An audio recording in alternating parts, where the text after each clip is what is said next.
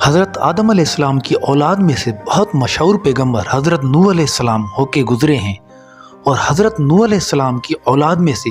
حضرت ابراہیم علیہ السلام سب سے بڑے پیغمبر تھے۔ ناظرین، حضرت ابراہیم علیہ السلام عراق میں پیدا ہوئے اور وہیں بڑے ہو کے جوان ہوئے، اور اس زمانے میں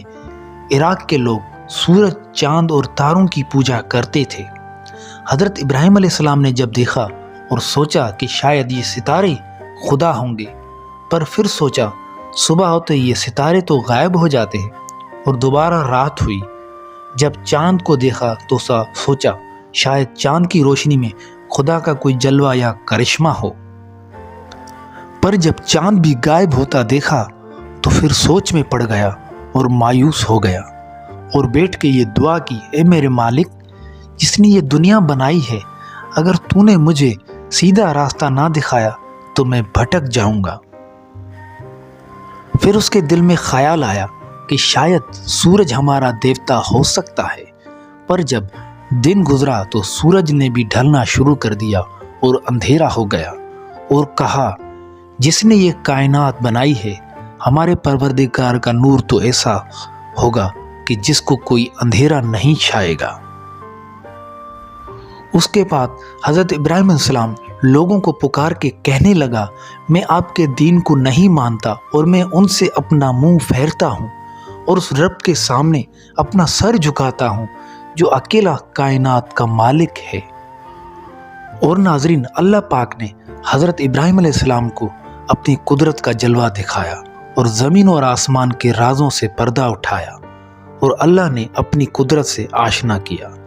اور اپنا پیغمبر مقرر کیا اور توحید اور حق کا پیغام دینے کے لیے مقرر کیا۔ دوستو، حضرت ابراہیم علیہ السلام نے عراق کے بادشاہ نمرود کو اور اس کے درباریوں کو اللہ کا پیغام سنایا، پر انہوں نے حضرت ابراہیم علیہ السلام کی ایک نہ سنی بلکہ ان کو ڈرایا دھمکایا، لیکن حضرت ابراہیم علیہ السلام نے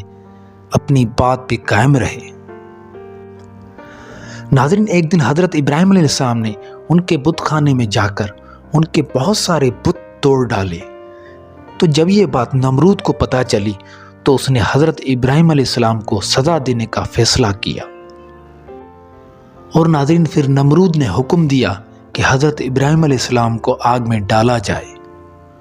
اور دوستو، یہ گھڑی حضرت ابراہیم علیہ السلام کے لیے ایک آزمائش کی گھڑی تھی، لیکن حضرت ابراہیم علیہ السلام ثابت قدم رہے، اور جب حضرت ابراہیم علیہ السلام کو آگ میں پھینکا گیا تو اللہ پاک کی قدرت سے آگ کی گرمی گرم ہونے کے بجائے ٹھنڈک میں تبدیل ہو گئی،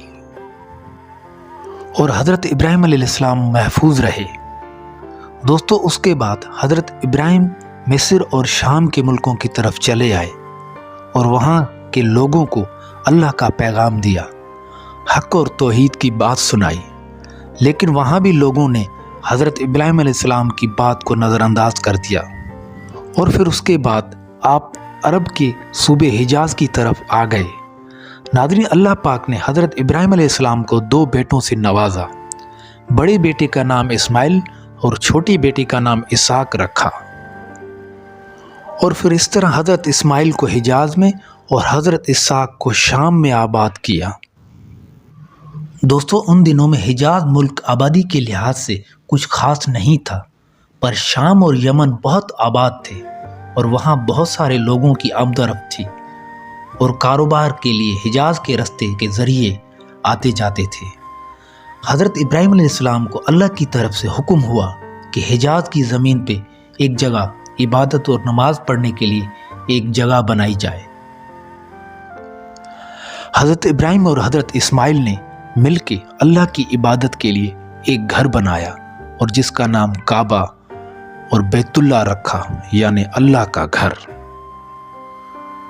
دوستو، اور اس طرح کعبۃ اللہ شریف کا بنیاد رکھا گیا، اور اللہ پاک نے اپنے گھر کی عزت رکھی اور اس کی حفاظت فرمائی، اور حضرت ابراہیم کو حکم دیا اور کہا کہ کعبے کی خدمت کے لیے اپنے بیٹے اسماعیل کو اس جگہ آباد کرو، اور حضرت ابراہیم نے ایسا ہی کیا۔ حضرت اسماعیل کو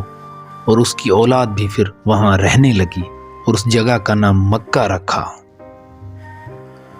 ناظرین یہ قصہ تو بہت طویل ہے، لیکن میں نے مختصر وقت میں کچھ خاص باتیں